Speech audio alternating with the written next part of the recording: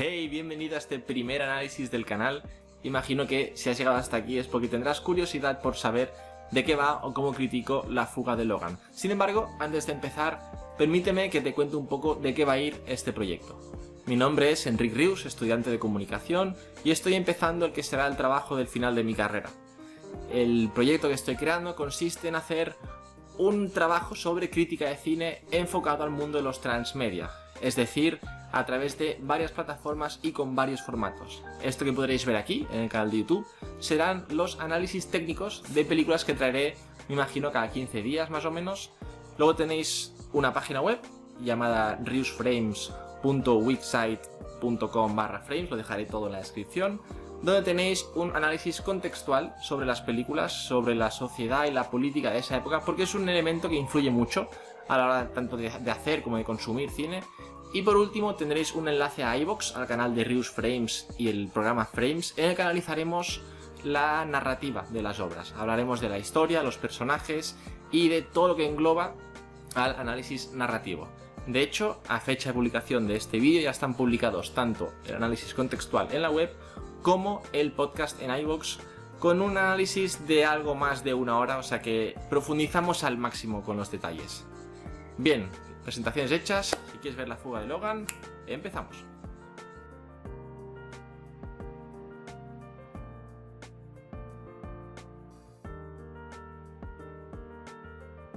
Antes de entrar en el tema en profundidad, me gustaría hacer un par de aclaraciones. La primera, como ya veréis a medida que se suban vídeos al canal, es que todos, si no todos los vídeos de este proyecto van a ser sobre ciencia ficción. Decidí elegir un solo género como tema principal, ya que me permitía darle más jugo y explotarlo más a lo largo de las décadas a medida que veamos varias películas. Y la otra aclaración que quería hacer, si bien sé que hay grandes obras de ciencia ficción desde prácticamente los años 30, decidí empezar este trabajo desde los años 70 con esta película, La fuga de Logan, del año 76, ya que la evolución previa se centraba más en un análisis puramente narrativo y puramente contextual y no me permitía sacarle tanto jugo como sacaremos a esta película, pero especialmente a las que vendrán a continuación. El tiempo es limitado, decidí empezar por los 70, con lo que si hay alguien muy purista que me está viendo y se queda con ganas de haber analizado obras como Metrópolis, no creo que nunca haga Metrópolis, pero ya me entendéis, que se quede, que se suscriba y quizá dentro de algún tiempo me anime cuando todo este proyecto haya terminado, ya sea un feliz graduado. Pero mientras tanto empezaremos con La fuga de Logan, de 1976. Y para todos aquellos que no les apetezca escuchar una hora de podcast hablando sobre su historia o personajes, que os lo recomiendo porque me quedó muy chulo, está mal que lo diga, pero así lo siento, y solo quiera ver un análisis técnico más rápido, más ágil y con imágenes, vamos a contarles de qué va esta película. La fuga de Logan nos ubica en el año 2274, si no recuerdo mal. En la película no lo especifican, esto lo dicen en la novela de la que está basada, pero nos ubica a finales del siglo XXIII. La humanidad, nos cuentan, se fue al traste, estuvo a punto de la aniquilación a causa de la sobrepoblación, la contaminación y las guerras, algo que por ser hecho hace más de 50 años es quizá muy actual también, en parte por eso me gustó empezar con esta película. Y la humanidad se ha visto recluida dentro de una gran ciudad, dentro de una cúpula. Es decir, han encerrado una ciudad similar a un parque temático dentro de una gran cúpula y toda la humanidad vive ahí dentro. La película inicia con un texto, al más puro estilo Star Wars, pero sin tanta gracia, contando justamente esto, como la humanidad estuvo casi en la aniquilación y se tuvo que encerrar en esta cúpula. En esta ciudad vive Logan, nuestro protagonista, quien trabaja como vigilante. No hay muchas profesiones en esta ciudad, de hecho este es uno de los temas más candentes que hay en el podcast hablando de la narrativa, porque es un tema que no se llega a desarrollar y deja muchas preguntas en el aire, pero para lo que nos interesa en este momento, que es un breve resumen, sabemos que Logan y su compañero Francis, que será el posterior antagonista, trabajan como vigilantes. ¿Qué implica este trabajo? En esta ciudad, como ya he mencionado, la gente vive a base de puro ocio. Simplemente se dedican al disfrute personal. cuando cumples cierta edad. En la película son 30, en el libro creo que son 26 o 22. No he leído la novela, solamente he visto la película porque, aprovecho para aclararlo, soy de los que defiende fielmente que una película tiene que valerse por sí misma y tiene que poderse entender por sí misma, con lo cual si necesitas de material de apoyo para ser comprendida estás haciendo algo mal, pero esto ya es tema para otro debate. En esta ciudad hay dos normas. La primera, a los 30 años tienes que morir. A los 30 años se termina tu vida y por eso todo el mundo tiene una pequeña gema incrustada en la mano que cambia de color a medida que avanzas. El tema del color es un tema muy recurrente que ahora veremos en la película, pero lo importante es que llegados a los 30 años mueres, a menos que participes en un ritual llamado el carrusel. Para toda esa gente que por motivos X quieran escapar de la ciudad y no enfrentarse a este carrusel, hay un grupo de personas designadas como vigilantes, como es nuestro protagonista y su compañero, encargadas de darles caza y acabar con ellos. Logan, después de conseguir cierto objeto de un fugitivo y entregárselo a su jefe, que es una inteligencia artificial, le dan la misión de hacerse pasar él por fugitivo e ir a buscar lo que llaman santuario, que después le llevará a intentar salir de la ciudad. De ahí que se llame la fuga de Logan. Fuga fingida que, spoiler alert, no acaba bien. Acaba bien para Logan, no para la misión. Si tenéis curiosidad, al podcast. Podemos empezar diciendo dos cosas sobre esta película. La primera es una obra muy ambiciosa que trata de abarcar un tema bastante complejo y que lo hace bastante bien, es muy entretenida, es muy recomendable y por mucho hate que parezca que tenga sobre la película, os animo de verdad que la veáis porque es muy entretenida y vale mucho la pena. Y lo segundo, quizá un poco en contradicción con lo que acabo de decir, no ha envejecido demasiado bien. Cuando decimos que una película de este estilo no envejece muy bien, básicamente lo decimos por dos cosas. La primera, la digitalización no le hace demasiado bien. Si bien se ve muy bonita la película y se ve muy nítida en comparación con cómo era el VHS, sí que es verdad que los efectos especiales, los efectos digitales que apenas tiene y sobre todo la maquetación de grandes partes de esta película y la caracterización de muchas otras sí que canta demasiado. Profundizaremos más en este tema dentro de un momentito, pero quería que os quedarais con estos dos conceptos. Es una película que está bastante entretenida, quiero dejar claro antes de empezar, porque si lo digo al final parecerá que estoy siendo un poco hipócrita, así que os lo digo ahora, y no ha envejecido demasiado bien, lo que me da a mí más juego para este vídeo. Pero bueno, lo que sí hace muy bien la película desde la primera escena es el planteamiento que te hace. Porque si bien tú empiezas con una sensación como de que envidia de sociedad, viven únicamente por y para el placer, por y para el ocio, rápidamente esto te da una fuerte declaración de intenciones que te muestra que esto no es así del todo. Lo primero que vemos, nada más empezar la película, son estas letras que nos mencionaba el background de la película, de la obra, lo que ha pasado que les ha llevado a esta situación. Justo posterior a las letras, lo primero, el primerísimo plano que nos muestran es una cámara elevada que se va acercando a la cúpula de la ciudad. Obviamente se ve claramente y cuanto más se acerca más se nota que es una maqueta, puesto que en esa época, como ya os he mencionado, la digitalización estaba muy en pañales y prácticamente todos hacían maquetas, pero quizá con la calidad gráfica de hace 50 años no se notaría, aunque a día de hoy sí que destaca un poco más. Lo maravilloso de esta escena, ¿qué es? Que te cuentan al principio que esta sociedad se basa en el puro ocio y da hasta cierta envidia. Imagínate vivir solo 30 años, eso sí, pensando que te puedes renovar, con lo que al final realmente tú piensas que puedes continuar con tu vida, y lo dedicas al puro ocio y a la pura diversión constante, sea del modo que sea. Pero lo primero que nos muestran es esta cámara cómo se acerca en un mundo oscuro y desolado hacia una cúpula opaca, gruesa, que parece casi de cemento, de un naranja brillante. De un naranja tan brillante que hasta parece que contenga fuego dentro. Es como una especie de receptáculo para el infierno. Ya ves que algo no va bien. Por cómo muestran esta primera escena, por cómo se acerca a la cámara con lentitud, con mucho cuidado, como temeroso, como si le diese miedo llegar a esa cúpula que brilla de un naranja muy intenso, además acompañado de un sonido magnífico. Me gusta mucho cómo hace la música esta película, me gustan mucho los efectos de sonido que va metiendo, cómo juega con estos sintetizadores, cómo juega con los elementos digitales y electrónicos para emular esa avanzada tecnología y cómo contrapone, eso lo veremos más adelante, cómo contrapone los sonidos orquestales con los sonidos digitales para diferenciar la parte más tecnológica de la parte más humana. Pero en esta primera escena que nos interesa, en este acercamiento a la cúpula, los sonidos digitales y electrónicos como que son oscuros, que rompen, que no muestran esa nitidez o esa diversión o esa paz que debería reinar dentro de la ciudad. Justo a continuación sí que se nos muestran varias escenas de cómo convive la gente, de cómo visten, cómo son, un poco su día a día, partes de su día a día, pero ya hemos empezado con esta sensación oscura de esto esconde algo, aquí se está tramando algo. No puede ser que esto sea realmente el remanso de paz que nos quieren vender, pues aquí se va a cocer algo grueso. Y esto me da pie a introducir uno de los elementos que más me gustaron la primera vez que la vi, sobre todo teniendo en cuenta el contexto social, el momento en el que se hizo esta película. En la web tenéis un artículo un poquito más detallado de lo que os contaré a continuación, pero en los años 70, a principios de los 70, la popularidad de las novelas de ciencia ficción estaba muy elevada. La primera mitad del siglo XX fue el gran auge de muchos autores como Ray Bradbury, Isaac Asimov, George Orwell y grandes novelas muy famosas, pero pocas se habían adaptado al cine.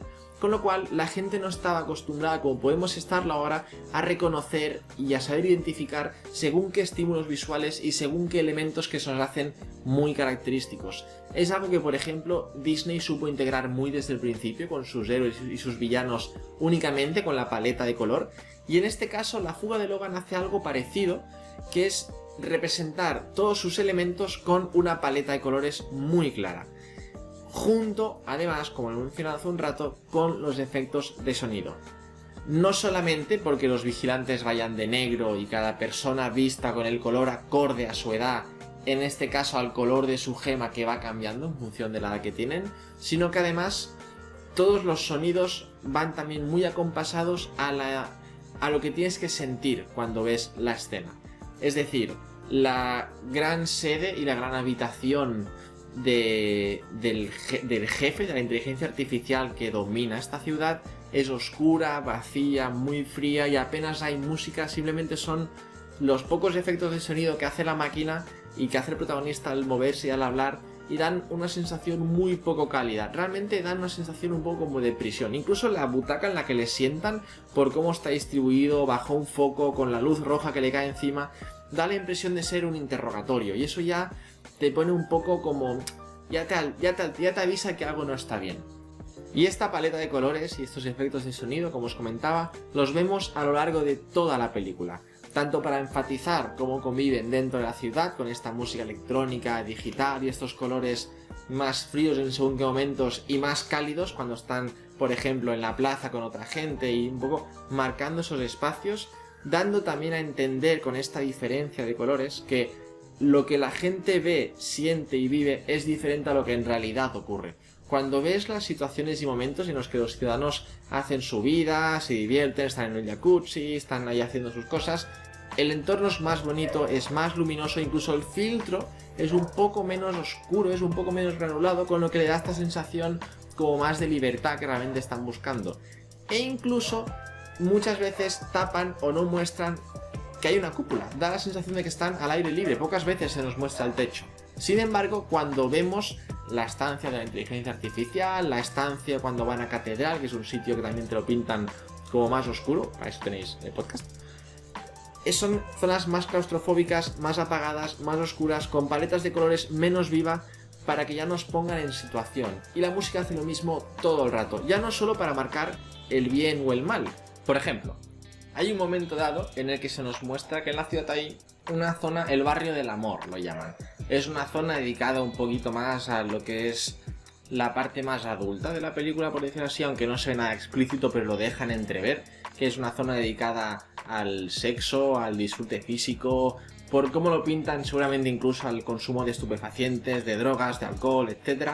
Y allí hay dos efectos, primero un efecto visual, pero sobre todo un efecto sonoro, en el que parece que el tiempo se dilata o se distorsiona y todo ocurre como una especie como de cámara lenta, un poco esa sensación que tiene cuando vas un poquito bebido o vas un poquito pasado, en el que todo transcurre como en una nube y el sonido lo dilatan y lo contraen y lo manipulan de manera que da esa misma sensación sin tener prácticamente efectos digitales que lo hagan. Es solamente una luz muy tenue, una cámara un poco enlentecida y ese efecto de sonido como que te hace sentir esa distorsión todo el rato. Y está, como digo, muy bien conseguido.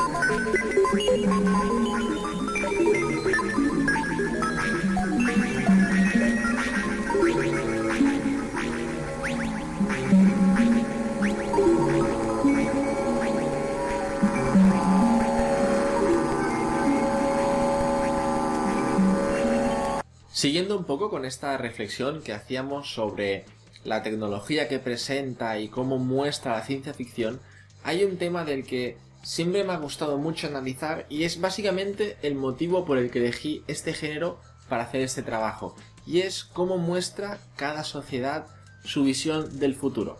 Es decir, la ciencia ficción de cada época está muy arraigada y muy sometida a la sociedad de esa época. Por eso en parte quise separar este análisis en tres, porque los efectos sociales de cada momento reflejan mucho cuál será la visión de futuro que enseña la película. Por si ha quedado un poco confuso, lo explico. Más adelante veremos otra obra, que no os diré cuál es para no hacer spoiler, en el que esta reflexión se puede hacer de forma mucho más profunda porque se ve en cada pequeño detalle, pero en este ya empezamos a ver cómo los elementos que se imaginan van a ser parte del futuro no son más que una conversión de un elemento que ya tienen en la actualidad llevado hacia el futuro. Por ejemplo, lo vemos muy sencillo con el caso de Vox. Vox es el robot villano de la película, que apenas dura 5 minutos, pero hacía falta un villano contra el que pelear. Y es un robot muy tosco, muy aparatoso, que se mueve muy mal, que lo derrotan sin apenas tocarle, porque obviamente no se podía digitalizar, es un señor que está disfrazado de robot. De hecho, una de las partes malas, como mencioné, de la digitalización es que en algunos momentos se ve la persona que está vistiendo el robot que está usando ese disfraz, pero bueno, entiendo que es una película del año 76, se le puede perdonar, pero la forma tosca y aparatosa de diseñar ese robot ya se me hizo bastante curiosa, sobre todo teniendo en cuenta que un año después salió Star Wars y cambió por completo esto que estoy diciendo. Pero en La fuga de Logan se ve claramente cómo la imaginación del futuro que tenían no era más que una adaptación de las herramientas y tecnologías grandes, toscas y aparatosas que se ven en cada momento. Un ejemplo muy claro que veremos en siguientes películas, por ejemplo, es con la telefonía móvil. En las películas actuales, en el que los teléfonos son cada vez más planos, más pequeños y prácticamente como una lámina de papel, que muestra la ciencia ficción futurista actual, pues hologramas, móviles de cristal, flexibles, prácticamente una lámina como móvil. Sin embargo, ¿qué pensaban tecnologías como por ejemplo Star Wars, Star Trek y todas de esa época? Pues móviles mucho mejores, quizá que proyectaban la imagen como hace Star Wars, pero siguen siendo máquinas aparatosas, grandes, y no concebían que la evolución pudiese ir, por ejemplo, para el empequeñecimiento y no para el embellecedor de la carcasa o X. Pero espero que se entienda a lo que me estoy refiriendo. Y esto además también muestra una falta de previsión. ¿Qué quiero decir con esto? En la película se nos muestra en varios momentos cómo es el mundo exterior. Hay un momento en el que salen y llegan a Washington, a la capital de Estados Unidos, que es donde ocurre, el estado en el que ocurre toda la película. Que por cierto, perdón por el inciso, pero están como a un día y medio de camino de la ciudad a la cúpula y se encuentran un habitante en esa ciudad que no le suena haber visto nunca una cúpula y que siempre ha vivido en esa ciudad. Y pienso, en 60 años que tendrás, nunca te has desplazado a un día y medio de camino como para ver esa gigantesca, inmensa estructura naranja y chillona. Pero bueno, son esta falta de detalles en las que la gente no suele pensar y quizás solo es cosa mía, pero a mí me extrañó mucho la película. Pero lo que iba a decir, perdón por divagar, es que las estructuras que se ven, la sociedad en ruinas que se ve de lo que era la antigua civilización, es muy años 70, es muy este es el año en el que se rodó la película. Y una sociedad que nos muestra tanta tecnología, que nos muestra tanto avance tecnológico, ya tenía que tener una muestra previa. Quiero decir, en nuestro propio mundo real, los años 90 y 2000, apenas 20 años después de donde se ubica la película, ya había una infraestructura muy diferente y una tecnología exterior en la calle, en transportes, en iluminación, en lo que sea, muy avanzada y muy diferente a la de los 70. Pero en la película se muestran unas ruinas muy setenteras y pasamos a una tecnología muy avanzada, con lo cual se ve esa falta de previsión de que en 300 años podría haber cambiado mucho la situación. Esto no quita que igualmente sea visualmente muy efectista, porque el contraste se ve y el contraste está claro, y si no piensas en este pequeño matiz que te he comentado, da mucho el pego, pero no puedo evitar fijarme y bueno, fue eso. Para acabar, hay un último tema que me gustaría tratar, que es en base a cómo muestra la imagen, la propia actuación, la propia forma de grabar. Sí que es cierto que algo de lo que mucha gente en mi entorno se me queja cuando hablamos de cine es que las películas viejas no le gusta porque se ven muy viejas. Y muchas veces la gente no es capaz de saber explicar o comprender a qué se refieren realmente con esto. Y es que la forma de hacer cine ha cambiado mucho. La tecnología ha cambiado mucho. La implementación digital, en una imagen ha afectado mucho y ha mejorado mucho una obra. Ahora somos capaces de hacer virguerías con un ordenador, ya no hablemos en sí del CGI, sino simplemente los retoques estéticos, pero es que este avance va mucho más allá que simplemente la mejora digital o la implementación del CGI, puesto que los recursos que tenemos físicos para grabar, yo estoy usando un par de focos, un par de trípodes, un micrófono, son elementos que los que tengo yo como amateur en su casa ya van mucho más allá de los que probablemente muchas productoras tenían en esa época. No es el caso de la Metro-Goldwyn-Mayer que produce esta película, porque siempre ha sido una productora grande de mucho dinero, pero sí se ven muchas obras de esa época que pueden parecer como peor grabadas o menos originales, y es en parte porque mucha de la infraestructura que hoy en día son muy corrientes, los raíles, las grúas, incluso el grabar con drones las escenas elevadas, no existían en esa época. O no existían, o no estaban tan desarrolladas, o no se podían adaptar a todos los terrenos que no fuesen un estudio de grabación.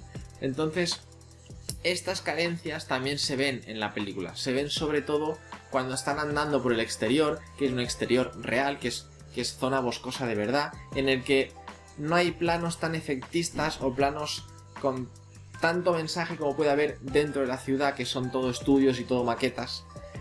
Y un poco sí que se ve como esa falta de atracción visual.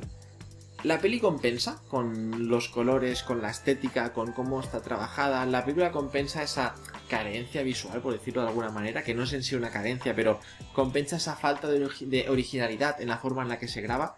Pero sí que se nota que esta misma trama, con los recursos actuales de grabación y la forma en la que se podría ejecutar el montaje, la forma en la que se podrían ejecutar según qué planos, podrían ser mucho más efectistas. Hay dos momentos en los que me di especial cuenta de esto. El primero es la pelea contra Vox, contra el robot, que es bastante confusa, que se ve bastante mal y que no llega a transmitir la violencia y la agresividad de ese gran enemigo y de ese gran robot que nos presentan. Y el otro es, irónicamente, en la pelea final con el antagonista Francis, cuando les encuentra en el mundo exterior, que también es un poquito una pelea muy cómica. Me recuerda mucho a las peleas del Pressing Catch, del WWC, si no recuerdo mal que se llama, no era muy fan de la lucha libre, pero ya todos me entendéis, en el que se nota demasiada la coreografía, y si bien es una pelea violenta y agresiva y está bastante bien rodada, se nota un poquito falsa, llega a ser un poquito cómica, incluso la forma en la que le derrota y muere es muy cómica. Yo estaba viendo esta obra con mi pareja al lado, yo la he visto 5 veces para hacer un análisis con más comprensión de la obra, y una de estas la tenía ella al lado y se rió porque le hizo gracia, sin ver todo el contexto de la película, esa pelea de esa forma como tan cómica, por decirlo así. Pero bueno, hay que entender que a medida que van pasando las generaciones, y tanto la tecnología como la digitalización, como los propios recursos avanzan y se hacen mejores y al alcance de más gente, eso también se traduce en más calidad visual, por decirlo así. No quita que estas películas sean películas con calidad visual, por supuesto. El cine ha tenido grandes maravillas. Ahora cualquiera me dirá, Ciudadano Kane, por supuesto, Ciudadano Kane hizo virguerías con sus planos y con su montaje y con la forma de estructurar la obra. Pero quizá no es el caso de esta película por falta de conocimiento, por falta de ganas o posiblemente pensar que su historia y su estética ya compensaría esta carencia visual o gráfica. Y por mi parte nada más, aquí termina el vídeo, espero que os hayáis divertido, que os haya gustado, yo me lo he pasado genial haciéndolo. Es la primera vez que hago un vídeo de este estilo, con lo cual tengo que mejorar en algunos puntos, soy consciente, siendo quizá ha quedado un poquito confuso alguna zona o se podría estructurar de otra manera. Pero bueno, os animo a que dejéis en comentarios qué os ha parecido, si os ha gustado, si pensáis lo mismo, si no pensáis para nada lo que pienso yo. Y que me dejéis feedback de cómo podría ir, cómo mejorar. Cualquier feedback desde el respeto siempre será bienvenido. Soy Enric Rius, lo he pasado de coña y nos veremos muy pronto. ¡Chao!